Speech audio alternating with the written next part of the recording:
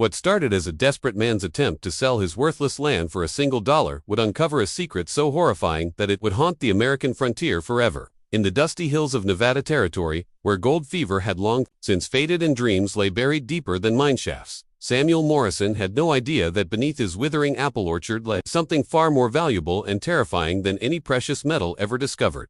The shovel hit something soft, at 3 feet down, and when Samuel brushed away the desert soil, a pale hand emerged from the earth, like a ghost reaching from the grave. But this was no corpse. The fingers moved. The chest rose and fell with shallow breaths. And the most shocking discovery of all was that this young Chinese woman had been alive down there, buried in a makeshift wooden box with just enough air to survive. How long had she been there? Who had done this to her? And why was Samuel's property about to become the center of the most explosive scandal the territory had ever seen? The year was 1874, and the Nevada Territory stretched endlessly under a merciless sun that seemed to bleach the hope right out of a man's bones. Samuel Morrison stood on the front porch of his ramshackle cabin, watching the dust devils dance across his failed apple orchard like spirits mocking his misfortune. 43 years old with more gray in his beard than brown, Samuel had come west 15 years earlier with dreams as big as the mountain ranges that surrounded his land.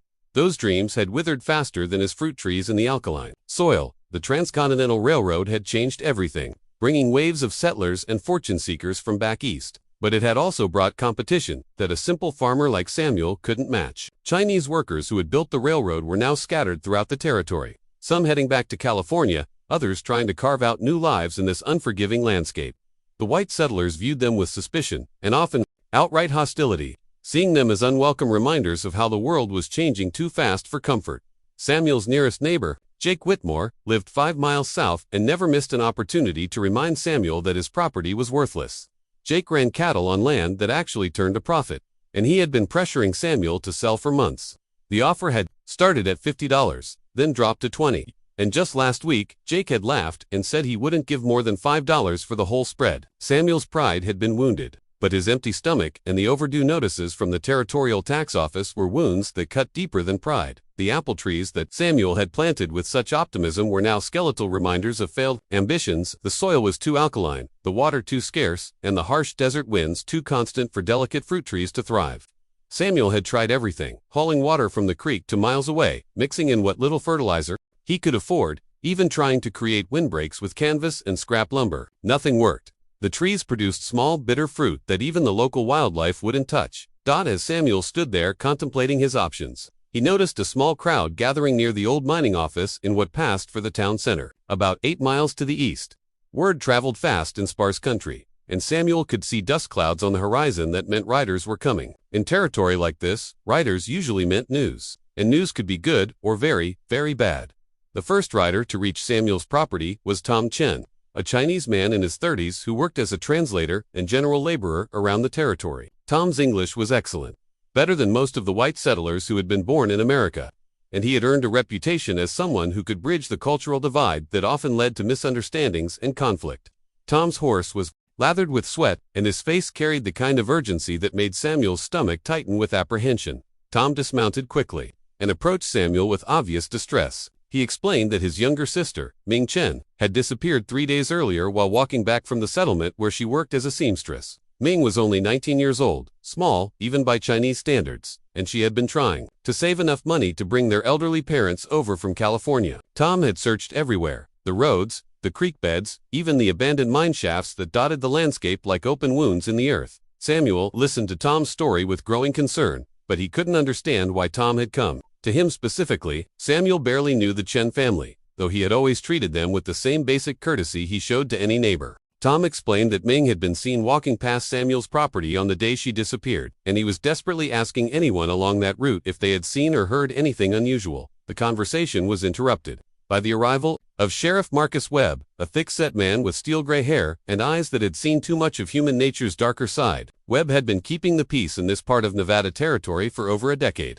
and he had learned that disappearances usually meant one of 3 things. Someone had run off to start a new life elsewhere, someone had been killed by wild animals, or harsh weather, or someone had met with foul play at human hands. In his experience, the third option was becoming increasingly common as tensions between different groups of settlers continued to escalate.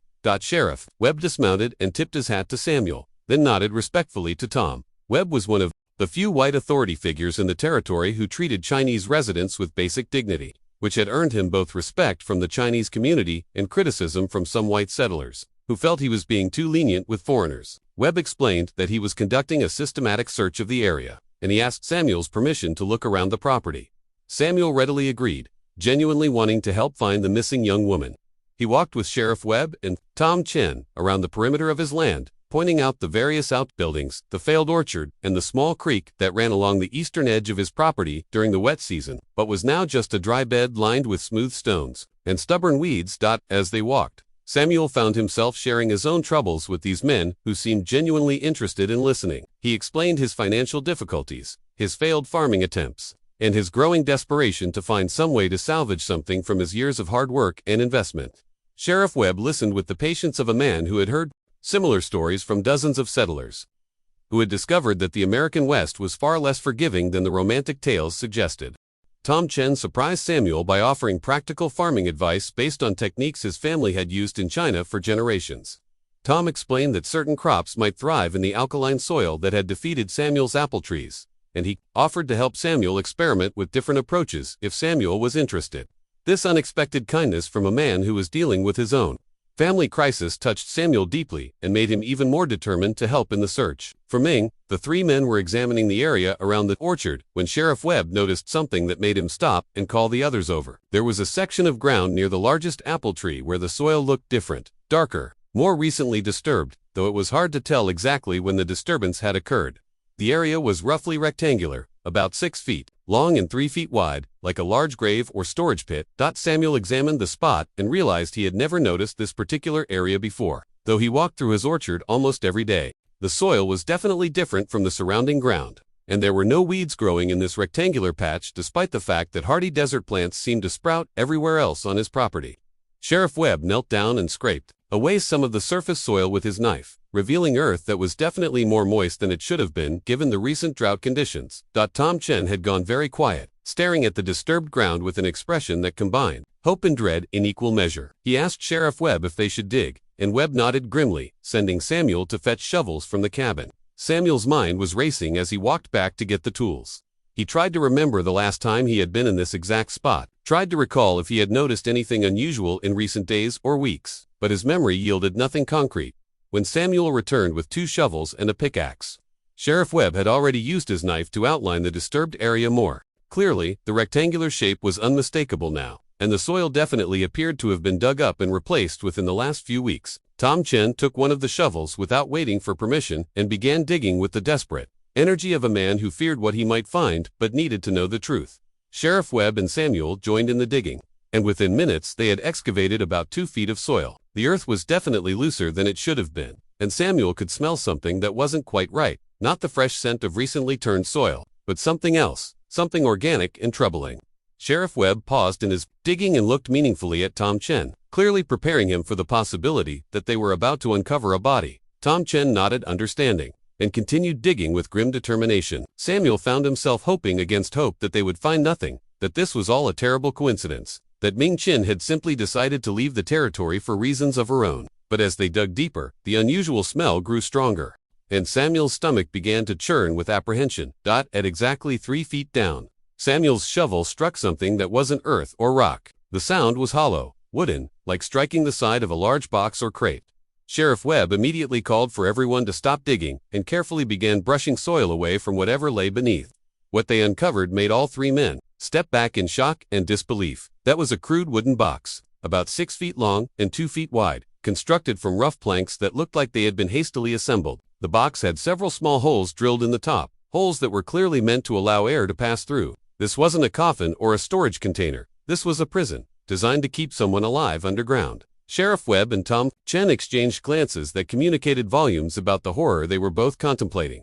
Working together, they carefully cleared more soil from around the wooden box, revealing that it had rope handles on both ends, as if it had been designed to be carried by 2 people. The construction was rough but functional, clearly built by someone who had some carpentry skills but was working quickly and without concern for appearance. Sheriff Webb drew his pistol before reaching for the wooden lid, not sure what they might find inside but prepared for anything. The lid wasn't nailed down, it was held in place by a simple wooden latch that could be operated from the outside but not from within. Sheriff Webb looked at Tom Chen one more time, giving the young man a chance to prepare himself, then lifted the latch and raised the lid. What they saw inside would haunt all three men for the rest of their lives. Ming Chen lay inside the box, alive but barely conscious, her small frame fitting exactly within the wooden prison. She was wearing the same blue dress she had worn when she disappeared 3 days earlier, but it was now dirty and torn. Her lips were cracked and dry, her face was pale from lack of sunlight, and her eyes were wide with terror and confusion. But she was breathing, she was alive, and she was looking up at them with an expression of desperate relief. Tom Chen immediately reached into the box to lift his sister out, speaking to her in rapid Chinese while tears streamed down his face. Sheriff Webb helped support Ming as Tom carefully extracted her from her underground prison, and Samuel found himself shaken with a combination of relief and horror. Someone had deliberately buried this young woman alive on his property. Someone who had planned this carefully and executed it with cold precision. As Tom Chen held his sister and tried to give her small sips of water from his canteen, Ming began to speak in a weak voice that was barely above a whisper. She spoke in Chinese at first, clearly more comfortable with her native language in her traumatized state, but Tom translated for Sheriff Webb and Samuel. Her story was almost too horrifying to believe, but the evidence lay right there in the disturbed soil at their feet. Ming explained that she had been walking home from the settlement 3 days earlier when 2 white men had approached her on horseback. She didn't recognize them, but they knew her name and asked her to come with them, claiming that Tom had sent them to fetch her. When she refused and tried to continue walking, they had grabbed her and forced a cloth over her face that smelled strange and made her lose consciousness almost immediately. When Ming had awakened, she found herself in complete darkness inside the wooden box. She could hear the sound of soil being shoveled on top of the box, and she had screamed and pounded on the wooden walls until her hands were bloody and her voice was gone. The men had left her with a small container of water and some hardtack biscuits, but the portions were clearly calculated to keep her alive for only a few days at most. Through Tom's translation, Ming described lying in that underground prison for what felt like an eternity, listening to the sounds of the world above her footsteps, voices in the distance, and the constant fear that no one would ever find her. She had tried to conserve her water and food, not knowing how long she would be trapped.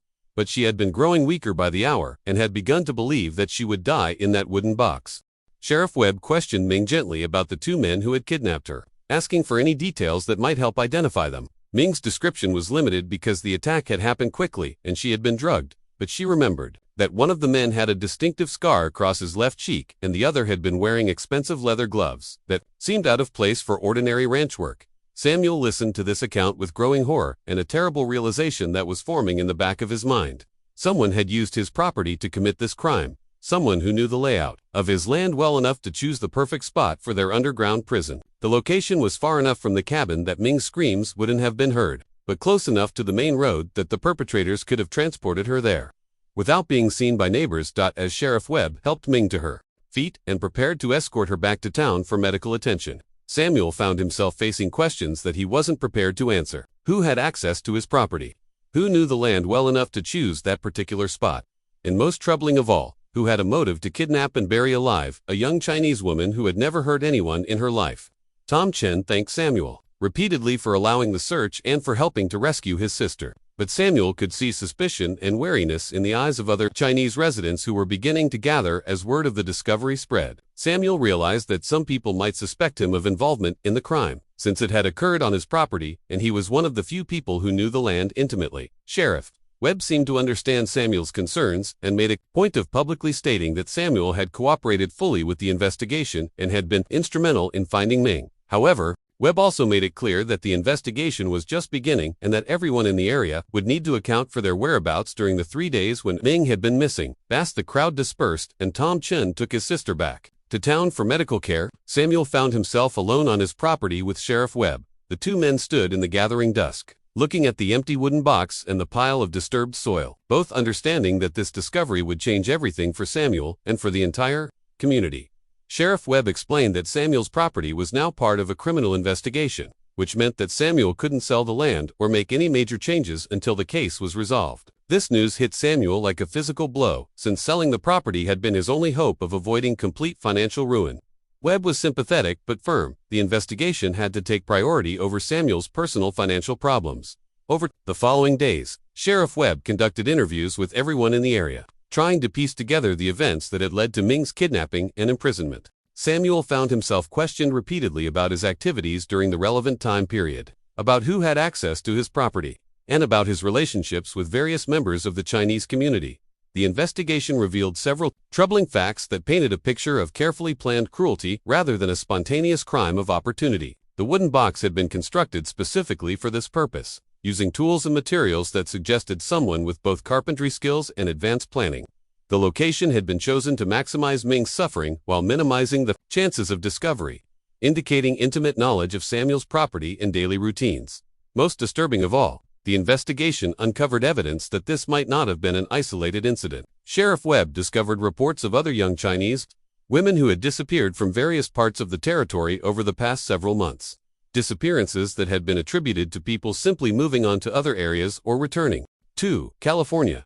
As the investigation continued, Samuel found himself caught between his genuine desire to help find justice for Ming Chen and his desperate need to resolve his financial crisis. The longer the investigation took, the deeper his debts became, and the more likely it seemed that he would lose everything he had worked for during his 15 years in Nevada territory.